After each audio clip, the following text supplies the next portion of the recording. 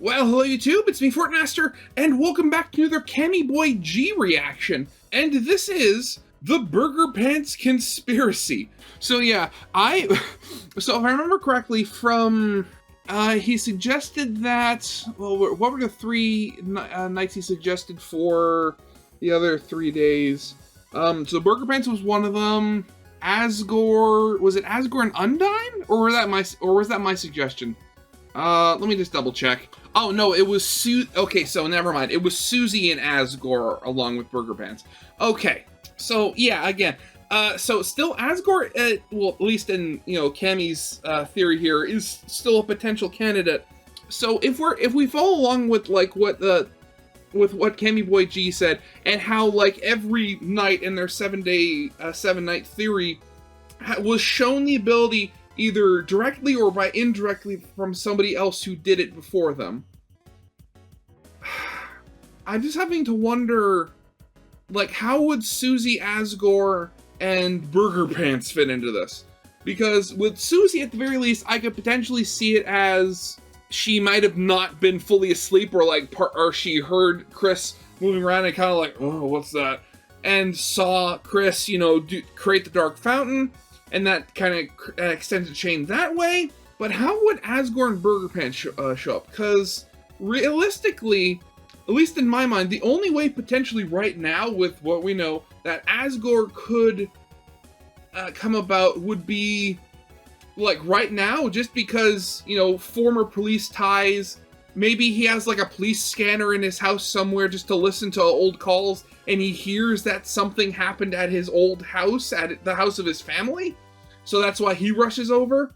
Or maybe he gets pulled in with something involving Susie, because again, you know, if with the rest of the town, Susie does kind of have a reputation, so maybe, you know, again, using a police scanner, they see her doing something suspicious, and that's, he gets called there because he's found out that Susie is Chris's friend, so he wants to check on her to make sure that, you know, she's not a bad influence on them.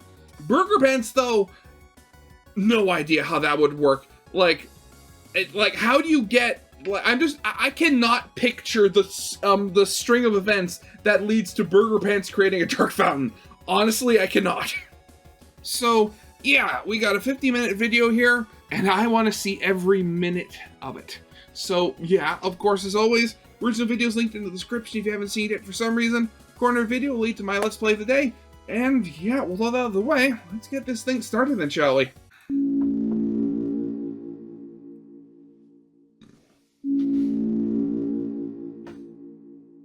And reveal.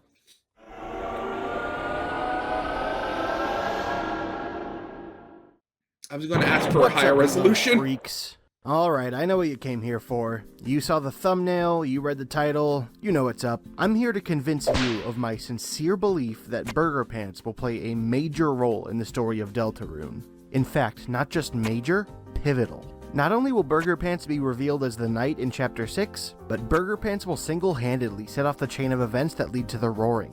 That's right, this man isn't just a mentally unstable incel, but in fact an agent of the apocalypse. A harbinger on a pale horse. Armageddon, thy name is Burgerpants. Well, I mean, isn't the harbinger of the apocalypse basically every incel, really? Also, I'm going to give my general take on how the rest of the story will play out and respond to criticism of my last theory. But who cares? Ladies, gentlemen, and everyone else, these are my predictions for Deltarune Chapters 4, 5, and 6, aka the Burgerpants Conspiracy. Chapter 3, Channel Surfing. First of all, in case you're new here, this video is a follow-up to my previous theory entitled 7 Days and 7 Nights, in which I posited that the Knight isn't actually a character, but a title given to anyone who opens a dark world. You don't have to watch that video to understand this one, but if you'd like some additional context, check it out. Link in the description and the corner thing, probably. For now though, here's what you need to know. I theorize that each chapter's Dark Fountain will have a different creator, each of them considered the knight of their respective dark world. My predictions from Chapter 1 to Chapter 7 are pictured here. I think I gave a pretty solid case for Alvin, Miss Boom, and Noelle, but frankly we have so little to go off of regarding Chapters 4, 5, and 6, the middle children here were shots in the dark. Wait, do we have actual official, like, artwork for Miss Boom, or is that just fan art? I should just double check that. Okay, never mind. It seems to be just a fan design that this person on Tumblr made. I don't see there. Oh, Hue Cycles? Okay, still, it's a very good design. The Dark Fountain, if you will. So, full disclosure, this video will be less evidence-heavy and therefore a lot more fanficky than the last one.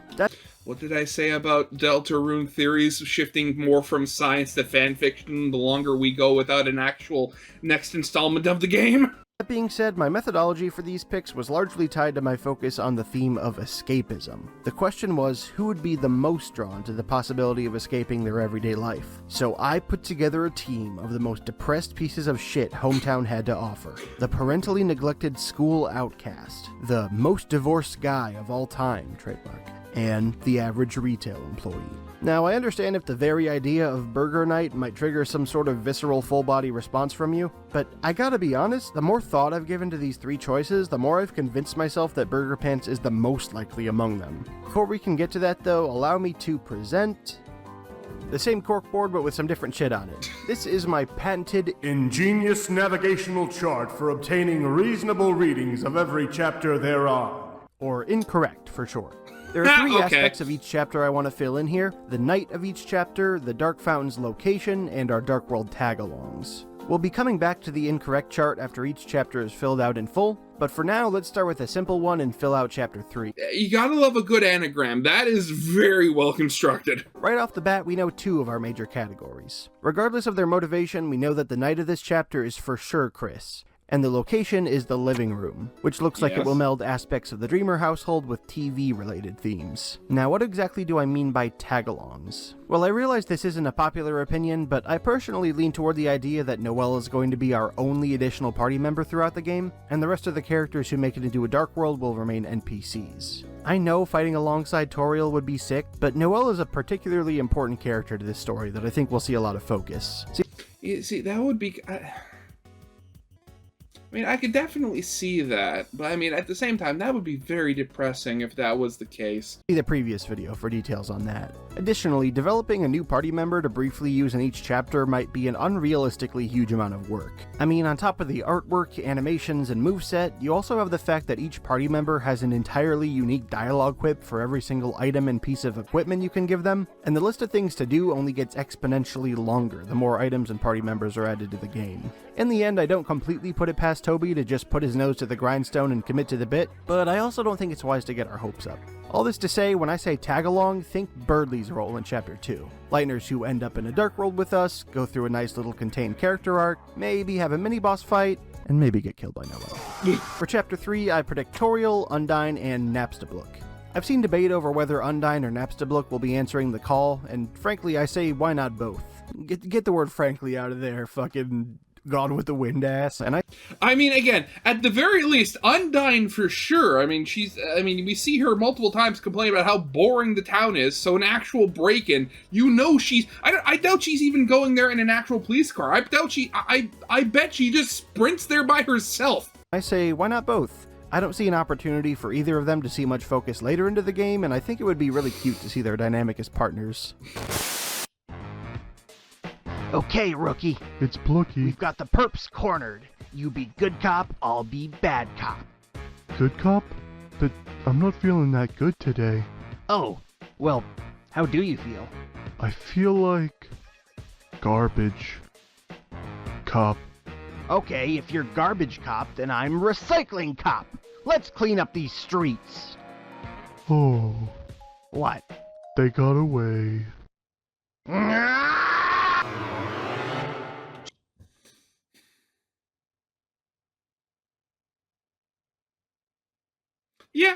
I could actually see that. Chapter 4, Youth Group. So before we fully start on Chapter 4, let's talk fountains. Now, despite being a spherical pajama gremlin, I'm a normal person just like you. I put on my pants one leg at a time, I don't mind the smell of my own farts that much, and when it's time to predict future Dark Worlds, I look for double doors. If you're unfamiliar, there's this popular idea that a set of double doors makes any given location more likely to house a dark world. The supply closet has double doors, and the computer lab didn't have double doors when Chapter 1 originally came out, but seemingly got gender-affirming surgery by the time Chapter 2 released. I never noticed that. Interesting. Good for her. Of course, Chapter 3's dark world is an exception to this rule. Why is double doors now just female? I mean, I guess, water take things in. Okay. I'm not. But seems to be a special case due to the fact that we're in the room it's being created in, and therefore won't require the animation of Chris and Susie jumping in. You never know. Their house might have the same magical renovation, and then Toriel's house will just have magically a double door, double opening front doors now, just because that's the magic of the Dark Worlds.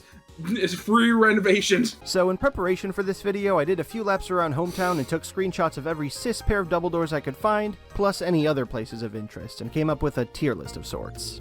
Here in the stupid loser baby bottom tier are the buildings that realistically don't seem like super interesting dark worlds, but we can't completely rule them out because we've never been inside. Yeah. These include Caddy and Braddy's houses, the Blook family house, Sans and Papyrus's house, and the apartment complex that Snowy, Monster Teen, and Susie all seem to live in. Our next tier up includes locations that seem somewhat significant but have no double doors to speak of. On the lower end of this tier we have QC's Diner, the police station, and Town Hall. But on the higher end we have the alleyway and the lake. The alleyway stands out to me specifically because of the graffiti portraying Everyman. Everyman is significant because... Yeah.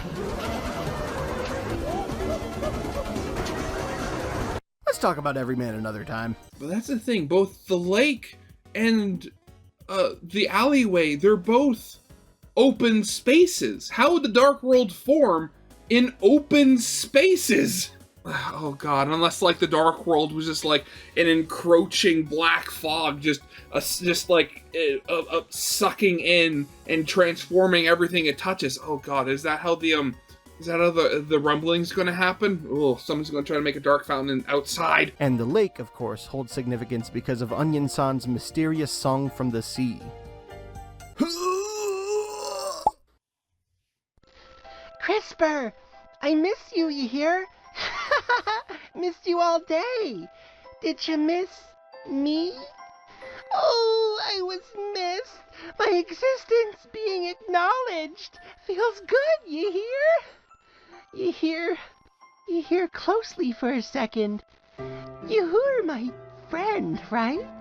As my friend, do you hear a secret? Sometimes I hear a song at night. Just a little piece of a song, you hear? It sounds like it's coming from under the water. Deep. Do you think someone's auditioning for my band?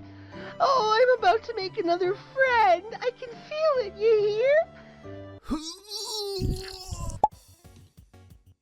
Yeah, the more we hear from Onion-san, the less I want to hear more from them. Our second highest tier is where I put the misshapen double doors, including the school's front doors, the gate to the cemetery, the gate to the holiday house, and the church. The holiday house and the church skew toward the top here because we also haven't been into these places, meaning there could always be a set of double doors inside them as well. They also just give plot-relevant energy, in my opinion. Lastly, I guess. Our top tier. This is where I put all the sets of double doors without... But again, outside. God, I wish that were me. These are the ones that most resemble the shape of the ones we've already seen, and in my opinion would all easily lend themselves to dark worlds with interesting themes. Here we have Icy's Pizza, the back room in Asgore's flower shop, a whopping 4 sets in the hospital, and of course, Gaster's secret clubhouse. Yeah. As we move forward, you'll see that the higher up on this tier list something is, the more likely I've incorporated it into my predictions. Now, with all this laid out, let's finally start talking about Chapter 4. For starters, you already know my pick for the night this chapter is Susie. I think that at some point during Chapter 3, Susie will learn that Chris opened that chapter's fountain. There's a lot of ways that could happen. Maybe she learns about it from the darkness of this chapter, maybe Chris directly tells her. We may not even know that she knows. Regardless of how it happens, we know dark worlds have changed Susie's life for the better. She feels good about herself, has access to food, has close friends for what seems like the first time. When we approach the supply closet again in Chapter 2, she says, Alright, Chris, this is it. Moment of truth. Everything we've been waiting for is just behind this. If we, open this and there's nothing inside, will, we still be... Screw it, let's just open it already. As you can see, Susie is actively worried that she and Chris wouldn't have a reason to be friends if it weren't for the Dark Fountains. Without Dark Fountains, Ralsei and Lancer would disappear. She and Noelle would go back to being strangers. All this being said, I think it's very much in character for Susie to follow Chris's lesson in non-bonery studies and continue the Dark World adventures to ensure her new life doesn't disappear. God, and the more you think about that, just the whole mindset, the more sad and depressing it is. Because, well, I mean, I would imagine, a lot of people have, known somebody. Well, I mean, even just like the concept of work friend. Like, I've known a lot of people. I've thought of them as my friends, but the only time you ever, talk to them or even, see them is at work. And you don't bother to, continue on if you say leave that job or anything.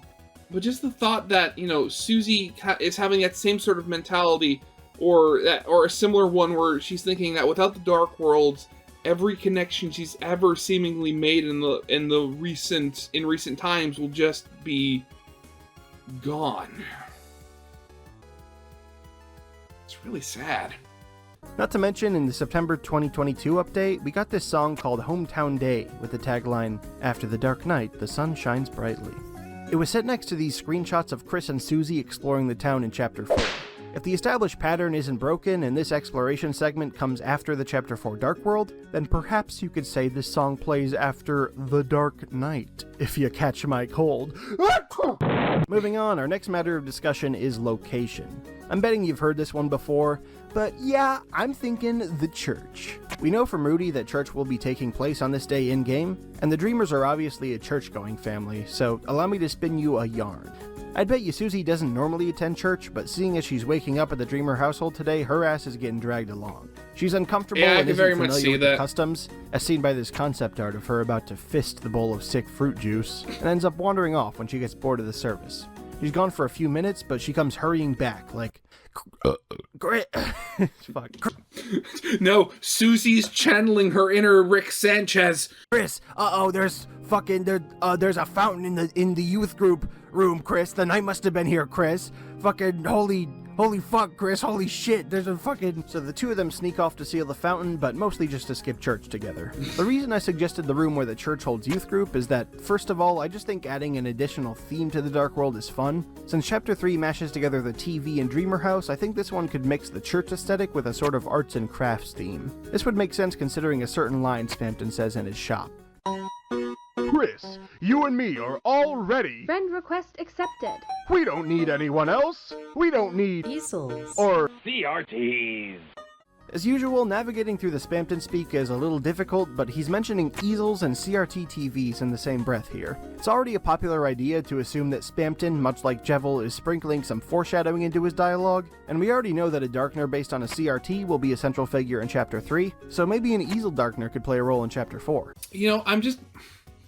I gotta say, I mean, I love how I love his little avatar when he does the other voices, it literally changes, and also just the effects he's putting onto the voice, just perfect. Church youth group, jeez, that's not a thought I've thought about in a while. Granted, I mean, I haven't gone to church I haven't gone to church in several months, and even then, that was like the first time in almost a year. But just thinking back, like, doing, like, First Communion and all that sort of stuff, though I remember for hours, like, our church didn't really have, like, per se, a youth group room, per se. It had this, like, old library full of, like, Lithuanian books and stuff. And then if you go into the the specific offices hallway, there's I think there's like 3 or 4, like, for lack of a better word, boardrooms. Like, they're just rooms with long tables and chairs around them, essentially. So I remember whenever we do that, we'd all be just around those tables while we were, learning about, church and Christianity and stuff like that. And just remembering all us kids just basically sitting around this boardroom table with, like, our papers and scissors and construction paper when it was that time for stuff. It's a really funny thought. Anyhow, let's move on to tagalongs. There are a lot to pick from, considering the majority of townsfolk likely go to church, but another reason why I picked the youth group in particular is that I think now would be a good time for the oft-speculated Catty and Jockington Dark World. I find it pretty likely that the Cat family would be attending church, and you know Catty's demon-summoning ass does not want to be there. So I figure she might sneak off to get out of church service too, and Jockington also comes. I also want to throw the Booms up here as a possibility, because if I'm correct about their involvement in the first 2 chapters, I have to think the Church Dark World would be our best opportunity to, make them actual characters. If they're not there, I suspect we'll at least learn some info about them in this chapter at the very least.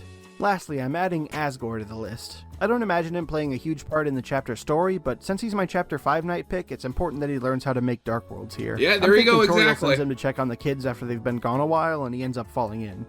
Which, thinking about it, I also have to wonder, what is Toriel's, thing of the, opinion of the Dark World's going to be, after chapter 3, I should say.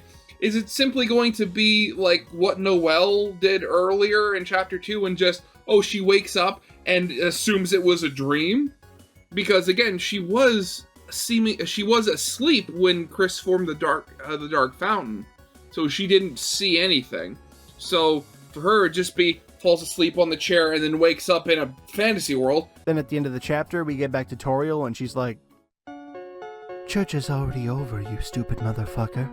You dumb bitch. You useless fucking buffoon. God, you fucking suck, dude. I hate you so much." Chapter 5. Poor Asgore. Checkmate.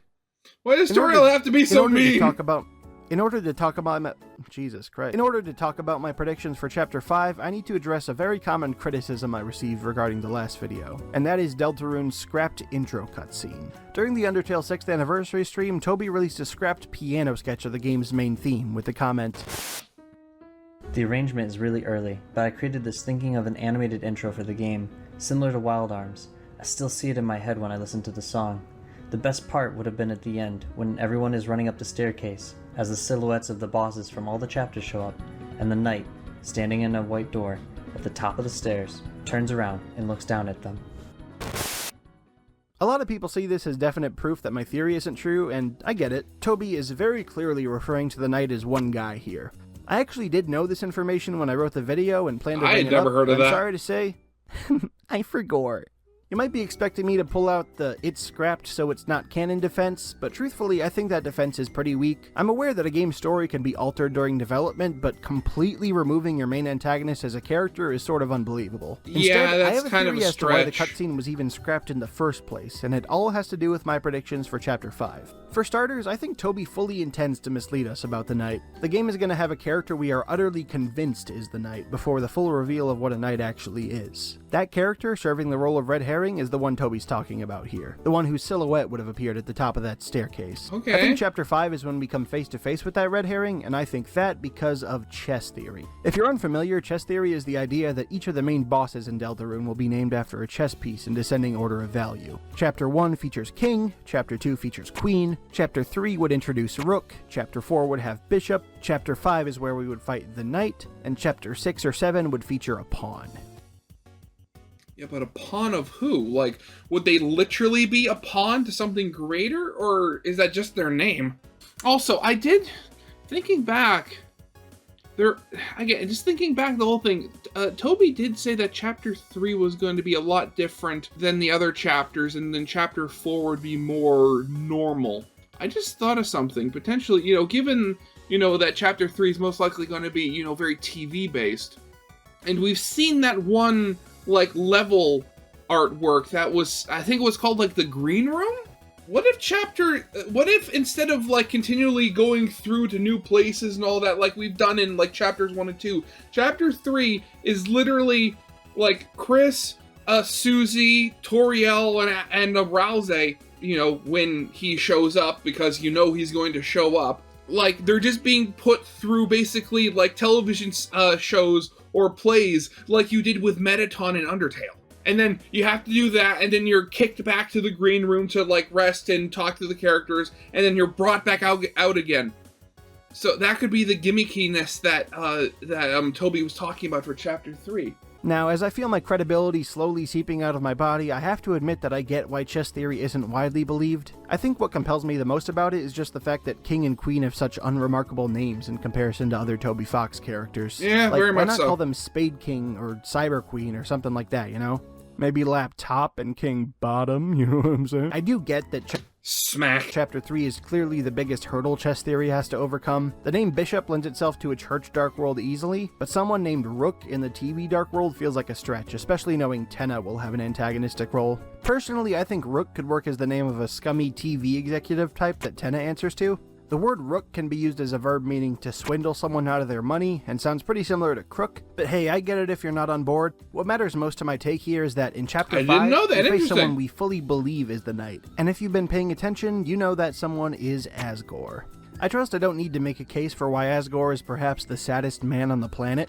Toriel straight up hates him. He got fired from the police force, he's about to lose his business, which is also where he lives. He sleeps on an air mattress on the ground next to bags of dirt. And his bitch ex-wife took the fucking kids. If anyone needs an escape, it's him. So he decides to put the knowledge he learned yesterday to use and opens a dark fountain in the back room of his flower shop. Imagine the gang going into this fountain thinking Asgore is in trouble, only to find him being tended to and loved by the denizens of his own dark world, openly calling him the Knight. Imagine the drama as we're led to believe that Chris's own father, a broken man already ostracized by the town, was the villain we were chasing all along, the one trying to cause the roaring.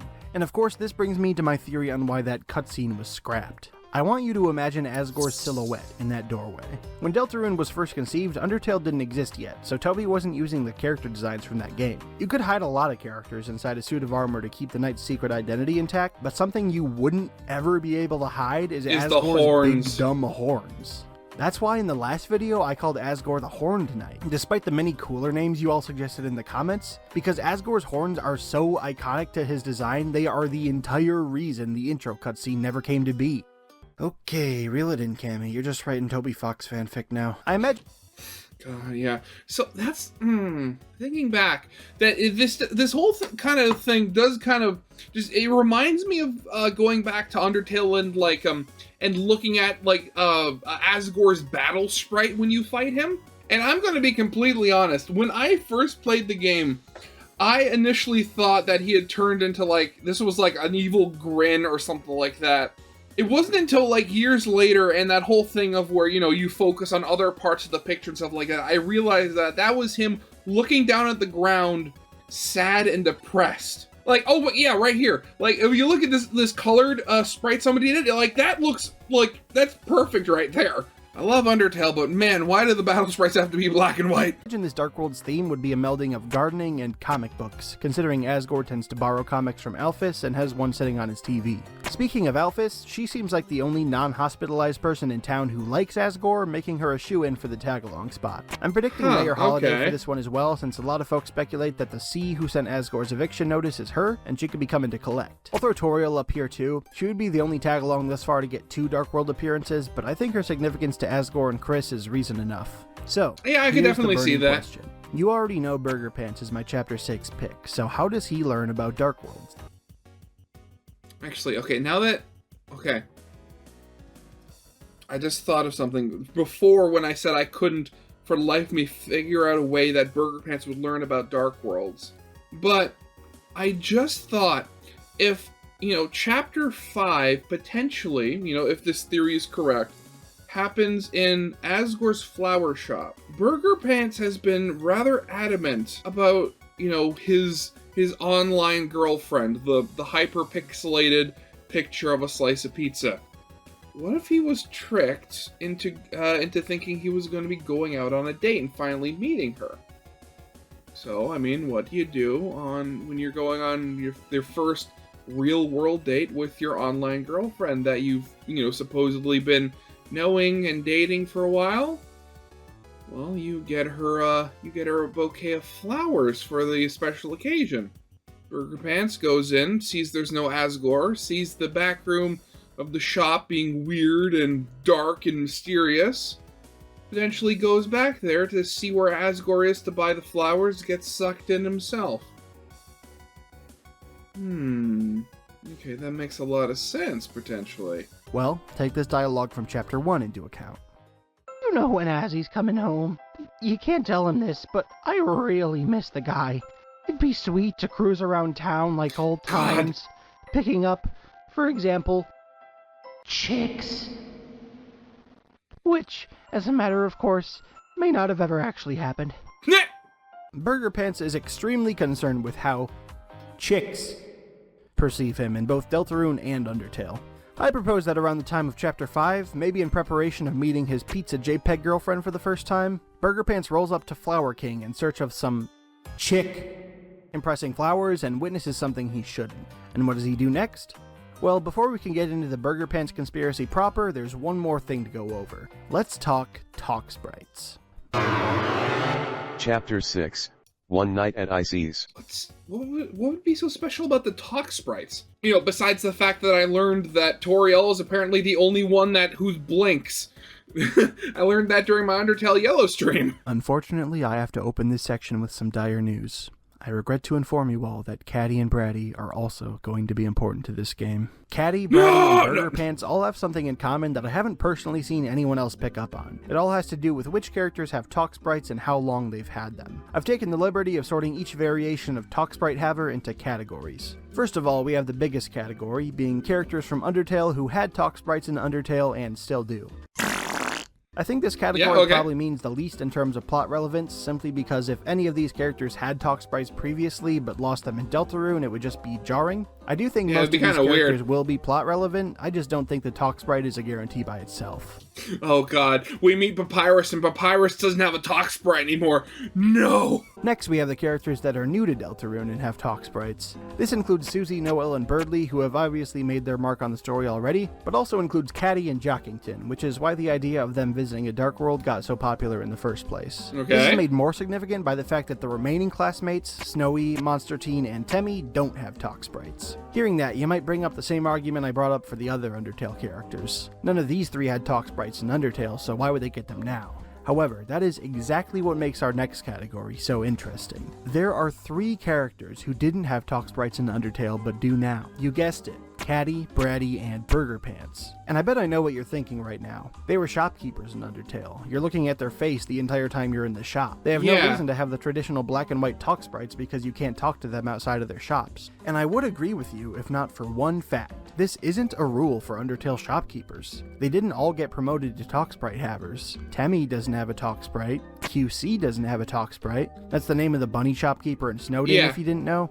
Which, again, I didn't actually learn that until I played through Delta Traveler. She runs QC's Diner in Deltarune, and I'd forgive you if you didn't know that, because she doesn't have a Talk Sprite. And let's not forget about Gerson. Sure, he is dead in Deltarune, but the closest thing we have to him sure doesn't have a Talk Sprite. That being said, you walk up to Gerson's grave, and you just see his Talk Sprite smiling with like 3 dots right there, because he's dead. So that'd be kind of freaky. Ugh. This upgrade wasn't for shopkeepers across the board. It was only for Caddy, Bratty, and Burgerpants. And call me crazy, but I think that matters. So let's really talk about Burgerpants. Yeah, that's right. Now's the time. Tinfoil hat time. Here we go. You've made it. Burgerpants is weirdly suspicious. First of all, take a look at this line from our aforementioned foreshadowing friend, Spampton G. Spampton. Chris, did you know that the night... No, I'm sorry, I didn't mean to. Too many excess vacation days? Take a goddamn vacation straight to hell. Hey, does that line remind you of anything in particular? Maybe a certain line from a certain someone in Undertale? Sorry, little weirdo. Threats won't work on me. I can't go to hell. I'm all out of vacation days. Yeah, directly after starting a sentence about the night, Spampton makes a reference to Burgerpants. But that's not all. Have you ever thought about how we don't even know his real name? If you've forgotten, Burgerpants is a nickname Caddy and Bratty gave him in Undertale, after an unfortunate incident involving burgers and pants. His nickname is actually Pizza Pants in Deltarune, implying a similar but more pizza-adjacent incident has occurred. But the fact that we don't actually know his name is weird, right? And it becomes even weirder when you look at the list of names that the intro sequence will react to. Enter any names from this list when you're naming your vessel, and Gaster will come back at you with an interesting coincidence. This list includes almost all the Talk Sprite havers in town, but also strangely goes out of its way to include QC, who doesn't have a Talk Sprite, and Gerson, who, as previously mentioned, is dead. fucking dead. You know who isn't on this list? Alvin and Burgerpants. I don't even know what to make of that information, but it is weird, right? I mean, you could use it to argue that Alvin and Burgerpants won't be plot important, and you'd probably be right, but how did the less relevant turtle and the less relevant Undertale shopkeeper end up on here instead? I just think it's suspicious, alright? Not to mention, as I was editing the 7 Nights video, Toby randomly tweeted out 2 new Burgerpants talk sprites. And call me nuts, but I choose to see this as a sign from God himself. What other characters even get new talk sprites in between chapters? I'll tell you who.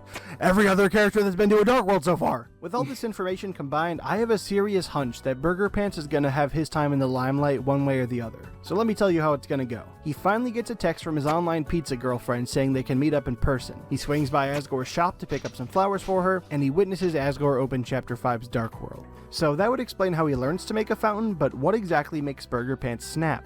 Well, listen to this dialogue from Bratty. You know, finding out that his online pizza girlfriend wasn't real in the first place.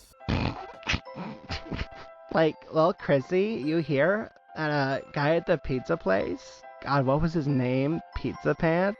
Heard he got, like, a super hot girlfriend. What was her name? Like, Pizza Arena?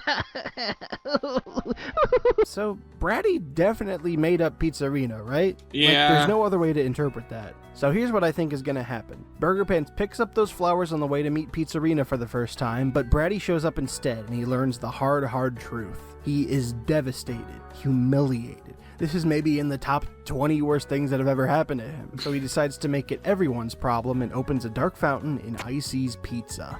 This chapter will be as unhinged as Burgerpants himself. I imagine the gang is going out for pizza when they find it. Chris is still under the impression that their dad is the knight. Noel's dad probably isn't doing so well this late into the story. Yeah. So Susie tries to treat their dad-related blues with a visit to Icy's. That's when they come upon a brand new dark world out of nowhere. Not only are they baffled that this world exists at all, since they've already stopped who they think is the knight, but it is by far the most bizarre and terrifying dark world they've experienced yet. A horror-themed, pizza-coated mad world.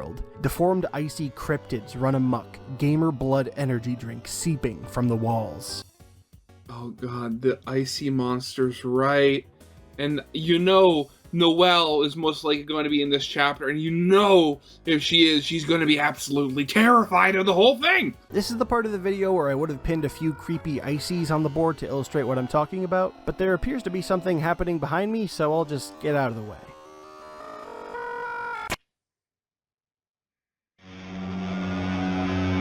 Uh-oh. A few months back, I put out a call to the artists in my audience to create an icy-inspired freaks for this video. Oh no. We get 10 or 15. Got 100.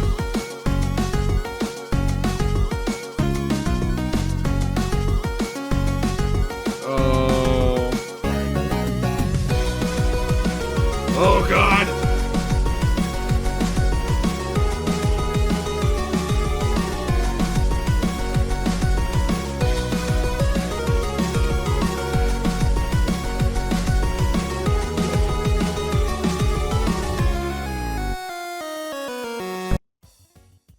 Oh god, a dark world that seemingly has every darkener based off of the same thing. Every single one is based off of Icy.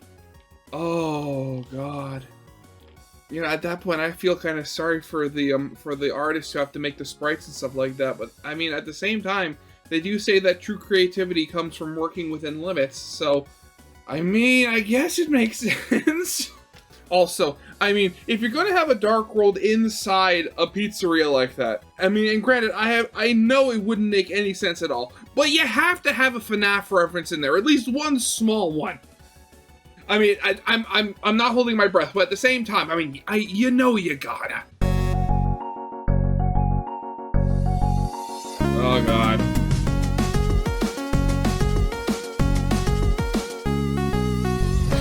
Meat cube, no.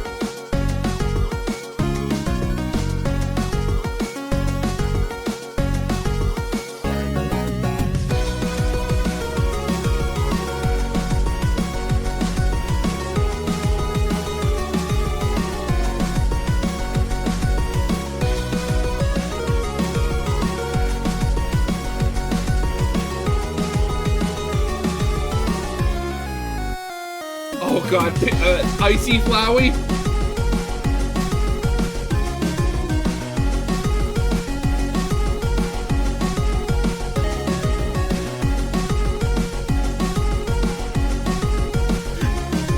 Of course, you have one that's just Toby Fox, of course.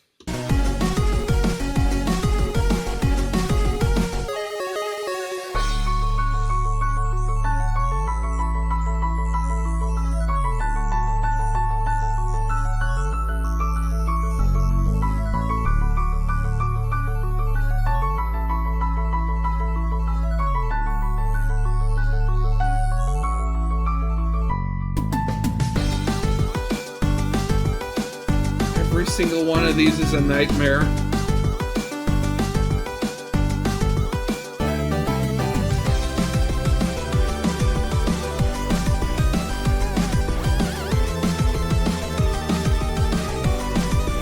Oh, Sonic, no!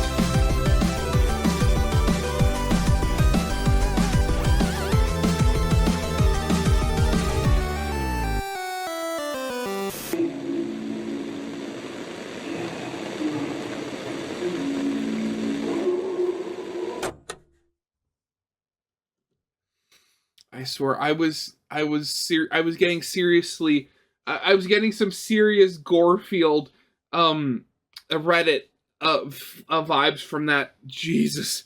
So yeah, that's what I think it'll be like. Dark worlds are most often compared to dreams, but this world, much like Icy's fun event counterpart, is a nightmare. All the while, the chaotic horror of this chapter will be juxtaposed with the petty melodrama playing out between Burgerpants, Caddy, and Bratty, who I think will be the tagalongs for this chapter. Of course, of course. Well, I should say main tagalongs, because I think a lot of Lightners could show up during this chapter. First of all, the entire pizza Icy place, staff yeah. seems obvious. Blue Ears, the Warrior, and Purple Guy. A character who will be with us in the Nightmare Pizzeria world has thus far only been referred to as Purple Guy! Why did you have to... I was literally going to edit that joke into my video. Why did you have to take it from me? Hello there, old sport. But we don't have to stop here. You may have noticed that I've been pretty liberal with how many tagalongs I've allowed into each Dark World, despite the fact that we've only had 2 so far. There's a reason for that. Despite the Dark World starting out as a secret between Susie and Chris, by this point in the game there will be a concerning amount of townsfolk they've had to convince the Dark Worlds were only a dream, and I bet it's only been getting harder. I think this chapter is where the secret gets out. After all, the Dark Worlds thus far have all been in somewhat secluded places that folks are unlikely to stumble into. This Dark World is inside a chain restaurant. We could see any number of townsfolk fall into this fountain, piling the stress onto the heroes, who are already horrified and confused. In the comments of the Seven Knights theory, a lot of folks seem to be inspired by the idea that anyone could become a knight and throw out plenty of alternate characters who might benefit from an escapist fantasy.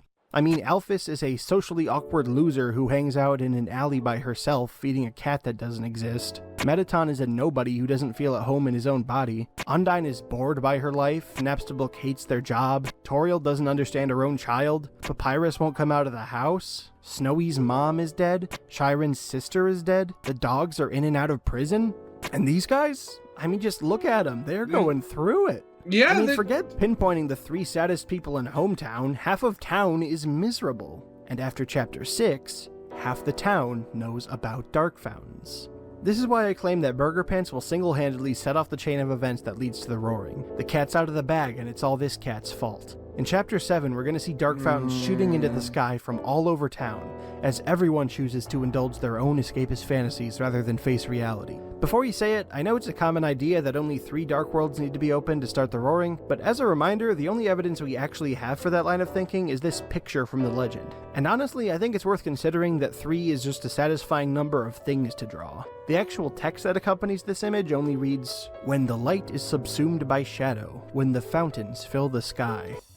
And, I mean, at the same time, I mean, you have to keep in mind that, you know, both Undertale and Deltarune, they're games that are specifically played in a standard resolution window. I mean, at that point, you have to kind of be, you have to be careful where you put things in the screen, otherwise it starts getting cluttered very quickly. The only actual criteria to meet for the roaring is that the sky is filled with darkness. And if you saw my last video, you know who opens the fountain that breaks the camel's back. Rudy finally kicks the bucket at this point, and Noelle channels every ounce of determination in her body into creating the biggest and darkest fountain yet. the one that completes the blanket of darkness over the sky. The Angel's Heaven. Mm-hmm. Oh yeah, and before we move on to Chapter 7, you might be wondering who I think the final boss of Chapter 6 will be in accordance with chess theory. In other words, after we face the knight, do we fight the pawn this chapter?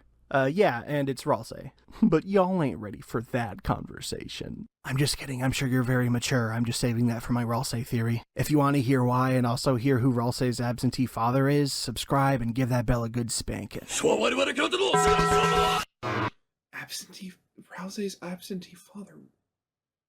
Okay? Chapter 7, The Angel's Heaven. Now you may think you already know who I think the Knight of Chapter 7 is, but the truth is I've only revealed half of it. Yes, I believe that Noelle is the Knight of the normal route, but if you've watched the last video, you might remember that this is when I think the weird route fully diverges. The normal route will see the prophecy fulfilled when Noelle creates the Angel's Heaven, but in the weird route, Noelle does not. Either because she's emotionally numbed at this point, she's fully under our control, or she just doesn't have a positive association with Dark Worlds. In whatever way it has to happen, the prophecy is subverted and things get... weird. Weird. Let's go over the normal route first, though. Obviously, Noelle is our knight. I think the hospital is easily the most likely place for her Dark World to be, considering it would be where she would receive the news, and she might have the idea to bring Rudy to the place where, say it with me, everything can be healed with a little spell. Whether or not her healing magic would even work on someone dead in the real world, we'll have to find out. And again, there was the whole thing that I brought up before about what, given that, darkners are made out of objects, and when somebody is dead, their body is just an object, and the whole thing with monsters turning into dust eventually. What happens with the dead body when the dark world forms? Do you get a darkener version of the dead person? Do you get a darkener who's made out of their pieces? What happens? And because potentially that could be absolutely even more traumatizing than just having your parent die. Having a version of them that can't leave this dark world, or some sort of weird mocking darkener version of them. On the more disturbing side of things, there's also the possibility that a dead body would be considered an inanimate object by the fountain and become a darkener. All of a sudden, it would be a lot harder to convince Noelle to leave the fountain if it's the only place her dad can be alive. Literally what I just said. Would feature the hospital environment, of course, but also Noelle and Rudy's favorite thing to do together, Dragon Blazers, making this chapter the most reminiscent of a typical JRPG. As for tagalongs, I think the most likely contender would be Asriel. He should be coming home from college at around this time in the story, and considering the connection between the holidays and the Dreamers, he could be instrumental in bringing Noelle back down to Earth. Regardless of how things go down, I think the normal route will end up giving the more casual players a fulfilled prophecy and wrapping the story up in a... Oh my god, I can't fucking read this sentence! Regardless of how things go down, I think the normal route will end up giving the more casual players a fulfilled prophecy and wrap up the story in a digestible way, despite not touching on a few of the game's mysteries. However, the weird route is for sick little freaks like you and me, the ones who will disregard the intended story of Deltarune and use all the tools at our disposal to look for answers. In the weird route, there is no Angel's Heaven and there is no roaring. The prophecy falls completely flat. And while I don't profess to know exactly what Gaster's part is in all of this, I believe that it is his intention to see the prophecy fulfilled. So when it's avoided, it's only natural that he would try to intervene. I propose that Gaster will be the Knight of Weird Chapter 7, and of course his Dark World will be in Chekhov's fucking bazooka, the bunker. I really won't pretend to know exactly what we're going to face down here, but this is where we finally get answers. About Des, about Chris's relationship with the player, and most importantly, Gaster himself. I also put forth that Sans and Papyrus are our tagalongs this time, not because they're particularly important to the plot, not at all. In fact, of all the Talk Sprite characters, they've had the absolute least to do in this story, the way I've proposed it. But again, the weird route isn't for people who give a shit about giving the characters of Deltarune a satisfying ending. This is the route where those who have been searching for Gaster for a decade now get their answers, and we all know that Sans and Papyrus are likely to be involved in those answers. I don't want to speculate much on exactly how the ending will go in either of these routes, considering how central it seems to be to Toby and the game as a whole. I've heard a lot of takes on Deltarune's one ending that do make sense. There's the idea that the ending scene of each route will be identical despite drastically different contexts. Maybe the ending will just be the end of the world regardless of what we've done up to this point. I personally like the take that the normal route doesn't have a proper ending and we'll need to play the weird route to actually beat the game. However, speculating about this aspect is basically trying to guess what happened in the fever dream that Toby had in 2011, and I fear I've dipped my toes a little too deep into writing Toby Vox fanfic today. So before we get out of here, let's take one last look at the incorrect chart and tell this story from start to finish. And again, that whole thing with the weird route having a potentially different ending, that was a whole thing that, again, I theorized about potentially each chapter having a different requirements and different things to do during the weird route. Like in chapter 2, you take Noelle and you basically use her to freeze everything and everyone, and eventually, killing Birdley. But chapter 3 with Toriel, I forget who suggested it in the comments section. And if you're watching this, you'll know. But somebody suggested that potentially, if my theory with chapter 3 was correct, where each chapter's weird route is different, that potentially maybe in the weird route you just disengage with everything. Where in the normal route you because of Toriel being Chris's mother and being rather protective, she might want you to run away, stay safe, mother-child things. But in the normal route, you convince her, hey, you can hold your own. You're the heroes of this story. Chris can survive in the Dark Worlds. But in the weird route, you follow along with her and just disengage every battle. Keep running away. Don't do anything. And maybe eventually, just from either some of the other tag-alongs, as Cammy Boys put it, as whatever they're doing in the Dark World, or just because Chris has not done anything and Mike and Telly are just really bored of it, they cause something to break and just cause the Dark World to collapse or something. Not really collapse, but they make it super easy for Chris and Susie, and they make it really easy for Chris to get to the Dark Fountain to close it before anything's really resolved. And then chapters 4, 5, 6, etc. Their weird routes are just, again, very weird.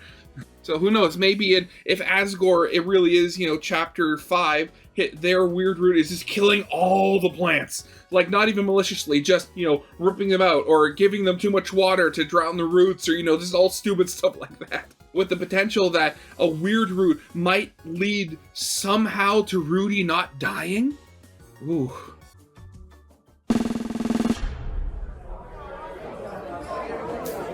Here we go. Oh. Alvin Boom learns about Dark Worlds from Gerson Boom, who used to explore fountains for inspiration in writing his Lord of the Hammer fantasy series. In a fit of grief, Alvin opens a fountain in Gerson's old classroom, intending to create an approximation of his father from the drawing he made as a child. This makes him the Strange Knight. Chris and Susie fall into this fountain, experience chapter 1, and Alvin passes on his knowledge to Miss Boom. Miss Boom, after hearing about Alvin's attempt to recreate Gerson, opens a fountain in the computer lab where Gerson's old laptop is located, making her the Roaring Knight. Noelle and Birdley are the ones to fall into this fountain, and toward the end of the chapter, Chris learns how to make a dark fountain from Queen. Chris, after experiencing the escapist fantasy of 2 dark fountains and growing their relationship with Susie, Noelle, and Birdley, decides to create another dark world in their living room for the fun of it, making them the Silent Knight. Toriel, Undyne, and Napstablook end up in this one, and at some point during this chapter, Susie learns that Chris opened it. Susie wanders off after being dragged to church with the Dreamers, and inspired by Chris's actions in the previous chapter, opens a fountain in the youth group room, making her the Dark Knight. She passes it off as another dark world created by the knight they've been chasing, but really just wants to secure her friendship with Chris. Caddy and Jockington fall into this one due to them also skipping church together, and eventually Asgore is sent to check on the kids, resulting in him learning about Dark Worlds as well. After a verbal lashing from Toriel about letting the kids skip church, Asgore is in a particularly bad place and decides to open a dark fountain in the back room of his shop, making him the Horned Knight. What he doesn't know is that Burgerpants happened to stop by to pick up flowers for Pizzarina and witnessed it happen. Elphys and Mayor Holiday also happen to fall into this one, and the Fun Gang is convinced that Chris's own father is the one they've been chasing all along. After Burgerpants learns the truth from Braddy that Pizzarina was never real, he decides to wallow in his misery by opening a dark fountain at his place of work, Icy's Pizza, making him Pizza Knight. Not only are Caddy, Braddy, and the whole Icy staff dragged into this one, but so is anyone in town who happens to walk into Icy's that day, fully letting the secret out. Dark fountains made by miserable people begin emerging all over town after the incident at Icy's, almost completely submerging the sky in darkness. When Noelle receives the news that Rudy has finally passed away, she creates a dark fountain in the hospital so powerful that it fully tips the scales and sends the world into the roaring. This fountain is the prophesied Angel's Heaven, and Noelle's title is O Holy Night. Our heroes, along with Asriel, who's returning from college, must venture into this dark world and convince Noelle that her life is worth living. If I can prove that I never touched my ball. Despite the news of Rudy's death, Noelle is not compelled to create the Angel's Heaven, and the prophecy doesn't come to fruition. Because of this, Gaster intervenes, and we venture into his own dark world inside the bunker, along with Sans and Papyrus, whose relation to Gaster is finally explained. Chess theory also reaches its conclusion in this chapter. We fought each of the 6 chess pieces at this point, meaning that the man looming over the board this whole time can only be referred to as the Grandmaster. Grandmaster, okay. And there you have it, my complete list of Deltarune predictions. And if you're wondering, yes, I have personally met with Toby Fox and confirmed that everything I've said in this video is 100% true. Yeah, so have I. Okay, dude, right. Game comes out and none of these predictions are correct, Deltarune will be a bad game and I will hate it. Sorry. Anyhow, before the video's over, I also wanted to address some of the most common criticism I saw of the 7 Nights theory. That way this video is the definitive part 2 and I can move on to greener pastures. Greener gasters? Smack. Gaster pastures. Right up front, I want to correct myself on some information from the last video that was just wrong. I don't think any of the stuff I'm correcting here really affects the theory as a whole, but I don't want my little freaks running around spreading misinformation. First of all, I pointed out that the word knight was highlighted in yellow when Birdie talks about being a knight in glow-in-the-dark armor. The word is not highlighted in-game. I guess some sick freak just edited this image and put it on Google Images just to fuck with me specifically. Next, I got some stuff wrong about medieval knights. Yeah, I guess. I really did think the summary I gave in the video was accurate to what I read, but it turns out my disclaimer was completely correct. This kind commenter, after cringing so damn hard, clarified that the title of knight did not grant you land, but that knights were typically the firstborn sons of landed nobles, and therefore were often the first to be granted newly conquered land. In the end, it seems the knight to landowner pipeline still exists, even if I got the details wrong. Lastly, the way I talked about subject pronouns versus object pronouns was misleading and made me look stupid as hell. The point I was making was that the knight primarily being referred to with it instead of they places less emphasis on the individuality of the knight, and I do stand by that point, but there was no reason to bring the subject versus object dichotomy into it. A subject pronoun refers to the person or thing performing the action in a sentence, and object pronouns refer to the person or thing affected by the action. Subject and object pronouns have absolutely nothing to do with the personhood of what they're referring to. I also refer to it as exclusively an object pronoun when it can actually be used as both. For example, the roaring night, today it deigned to create this world. Here, the word it is the subject pronoun in the sentence, and world is the object pronoun. No excuse here, I'm just a dumbass. Apologies to you guys and my 6th grade English teacher. Moving on, I think the single biggest point... I mean, English, it was not one of my strong suits either. I didn't notice. Look, just in the last few years, I figured out the true difference between there, and there. The disagreement I got in response to the last video came from Chris's motivations in opening the Chapter 3 Dark Fountain. I chose the Chris wants another adventure theory because my version of the narrative works best when each knight is opening a fountain for the sake of escapism, but I do understand that Chris's motivations might just not be realistically understandable at the moment. I do want to give a more thorough defense of my opinion, though. I think it's... Which, is kind of sad given the fact, we're literally controlling this kid's body, and yet we have no idea what they're going through. I mean, I'd like to remove some of that disconnection between, player and character here. Very reasonable to assume that Chris, like every other person who's been to a dark world, enjoyed the adventures they've partaken in. Judging by the devastating trophy ratio present in Chris and Asriel's room, I think they probably have a bit of an inferiority complex going on, and playing the role of an important hero for a few hours has to be nice for them. The Dark Worlds have also allowed them to forge a deeper connection with Susie, and I think it's worth considering that they want to have that experience with their mom as well. I even think this line of reasoning justifies why they left the front door open. I've heard a lot of folks speculate that they're trying to let Undyne know about Dark Worlds to get her help in stopping them, but keep in mind Undyne actively complains about how her job lacks danger and excitement. Considering the excitement the Dark Worlds have brought them and their friends, isn't it possible they're just trying to show her what Dark Worlds can offer? Yeah. As for their motivations during the weird route, I previously didn't have a very strong argument, but this commenter actually provided an answer that makes a lot of sense to me. If Chris is concerned about what else we could do while controlling their body, it honestly makes sense that they would open a world full of more darkners to slay rather than stay in the light world and risk us terrorizing their actual friends and family. Finally, a lot of folks pointed out that Chris... Oh god, that's kind of freaky. Oof. Plugging in the TV between chapters points to them knowing how to make a dark world and planning to make one in the future. However, I think there's just as much room to speculate that all of Chris's soulless actions were in the interest of orchestrating a sleepover. Soulless actions, yeah. First, Chris eats Toriel's pie overnight. Because they ate it, Toriel ends up making a pie the next night, and that pie is the reason why Susie decides to come inside in the first place. Secondly, Chris plugs in the TV. Why do this 24 hours in advance rather than just doing it when they open the fountain? Because when Susie came over after school, they wanted to have watch the TV ready to yeah. watch. Lastly, Chris slashes Toriel's tires. When Toriel discovers them, she decides it isn't safe for Susie to walk home and invites her to stay over.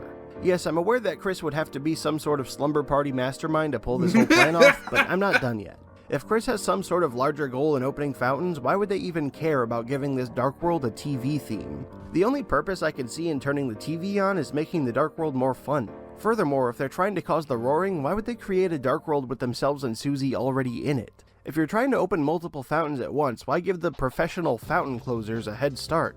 So, all this combined, I truly do think the Chris wants another adventure motivation is completely reasonable.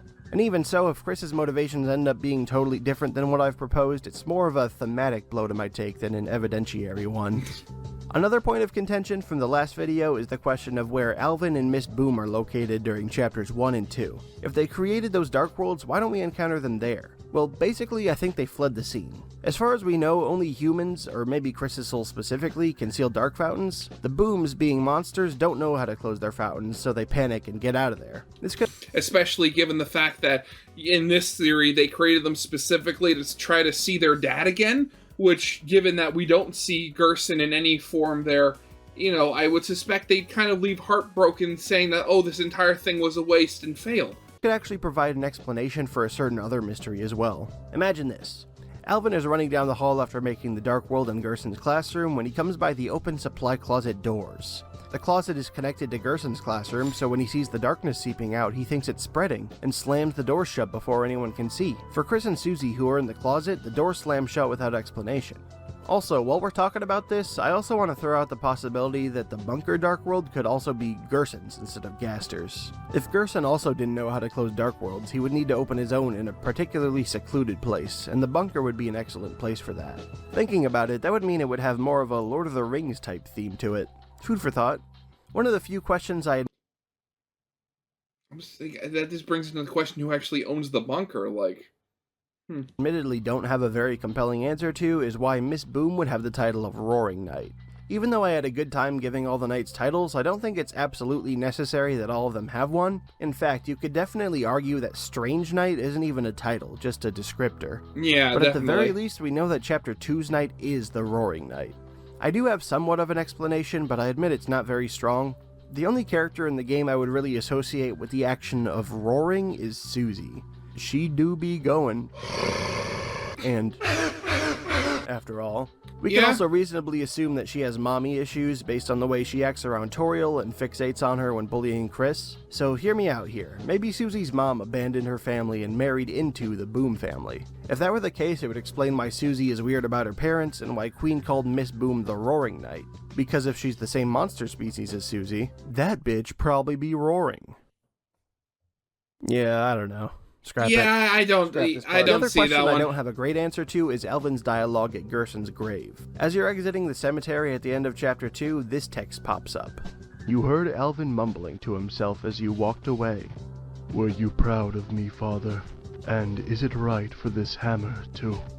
This is easily the biggest piece of evidence toward Alvin Knight, and it's hard to justify this text without assuming Alvin has some sort of plan going forward. Most people would tell you he's using Gerson's hammer to create dark worlds.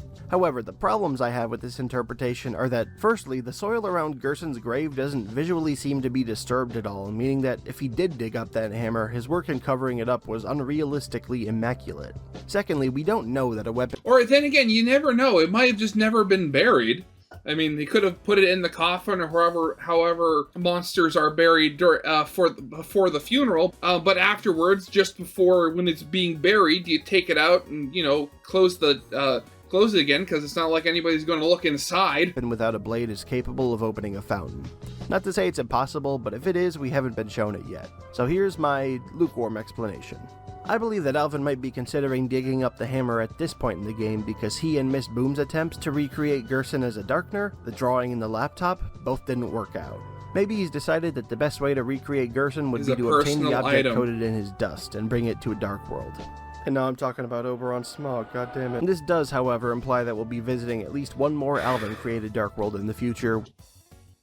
I know people have told me I do need to watch that whole Jaru video about how the potential of every character being a knight.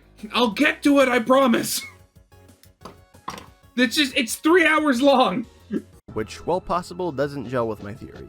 I think one advantage of my theory, though, is that you can take the base proposal of Knight as a title and apply it to a lot of other interpretations. For example, I think a lot of the evidence I supply for Miss Boom opening the Chapter 2 fountain could also just be evidence of Miss Boom allowing Alvin to open the Chapter 2 fountain. So maybe a more Alvin-centric narrative is possible, with additional dark fountains from Chris, Susie, and Noelle. The very, very wonderful names from the intro sequence. I also really enjoy hearing all the different side characters folks have suggested as knight candidates. And so if you have any alternate ideas about how the story could go, leave them in the comments. I've been trying my best to read every single one. Some commenters have pointed out the fact that I didn't nominate a knight for the Castletown Dark Fountain, and no, that wasn't an oversight. It's just that in order to tell you who created Ralsei's fountain, I need to tell you exactly what I think Ralsei is, and that's gonna be a whole thing. So if you want to hear my answer to this question, you better rub that subscribe button down like a beloved pet. Already did. Ralsei's absentee father theory is cooking. Absentee or like father. thawing, at least. Like I've transferred it from the freezer to the fridge. Like it's not cooking yet, but it's ready to cook. Man, I need to shut the fuck up. I swear. Oh my god, it's finally done. Thank you so much for watching, everyone. This video was such an undertaking. Originally this was supposed to be like the small video in between bigger videos, but that went out the window long ago. I think it was probably around the time where I was assembling the Napstablook and Undyne puppets and waiting for my Gaster cosplay to come in the mail. I was like, maybe this has gotten too big for its own good. Anyway, I'm so glad it's finally out here. I hope you enjoyed, really. I don't even enjoy looking at this thing anymore. It's truly consumed my life for like 6 months. But also, I just wanted to extend a huge thank you to just everybody. Everyone who watched this, everyone who watched the first video and commented on it and subscribed. Really, it's been such a dream to see all the positive reception to what I'm doing. So just a huge thank you to everyone. I also want to give a huge thank you to Seek, who is behind the best part of the video, the Icy Art Showcase. Oh god. As well as everyone who drew art for that showcase. I approached Seek with the idea for this commission and just gave the very sparse outline of the vibe is like you're in a dark world and you're encountering various freaks, and he just fucking blew it out of the park in every possible regard. I mean, you saw it. He's behind the editing, he's behind the music, he's even behind the Burgerpants sprite. They really just blew past all of my expectations, so thank you so much, Seek. You really made the video special. As for what's next for me, I'm probably just gonna take December to rest. But after that, I want to let Patreon decide my next theory. It's either going to be the Ralsei's absentee father theory, which is like my take on Ralsei and what he is and who created Castletown. And then the other option will be what I've been calling the real link between Gaster and Des. But it's sort of evolved from that point. It's not just about that anymore. It's more of like a discoveries from Undertale's true lab kind of deal. I've been toying with just calling it connection theory. It's about Gaster and Des, it's about Undertale and Deltarune, and what I think the device is. Interesting, so if okay. you want to vote on what theory comes next, maybe look at my Patreon. God, jeez, okay. And, you know, this is, of course, you know, hinging on the fact, you know, that there are multiple knights and, you know, stuff like that. But the idea that, you know, Burgerpants makes a dark world and it potentially becomes like a literal nightmare filled with icy freaks. Oh god, that is terrifying. That is honestly terrifying. And you know that a chapter like that is going to be super hard, because there's going to be, like, there's, the only respites and breaks I could imagine something like that are, like, you running into other Lighteners, helping them out and getting their help into fighting. And the idea, oh god, wait a second. If the idea that there are potentially, like, no sane Darkners in that world, and they're all just monsters, like monsters, not Undertale monsters, you know what I'm talking about. But the way you have to, you can't get to the Dark Fountain peacefully. You have to, like, find and save every Lightener that, has accidentally fallen into there, and maybe potentially make, like, a Lightener army to kind of, like, break through the horde, so to speak, so you can go and close the fountain yourself. Ooh. Oh, that'd be cool. That would be epic right there. Oh, but yeah, that was definitely cool, and I can't wait to see what, Kemi Boy G's next video is, whether it's going to be the Rousey's father, quote unquote, theory, or like their connection theory, whatever that's going to be. Oh god. But yeah, that's going to be it for now. So yeah, of course, as always, original video is linked in the description if you haven't seen it yet for some reason. Corner video will lead to my Let's Play of the day. And yeah, we'll hold out of the way. I hope you guys liked. If you did, leave a like, subscribe if you have not, and I'll see you guys next time. Goodbye.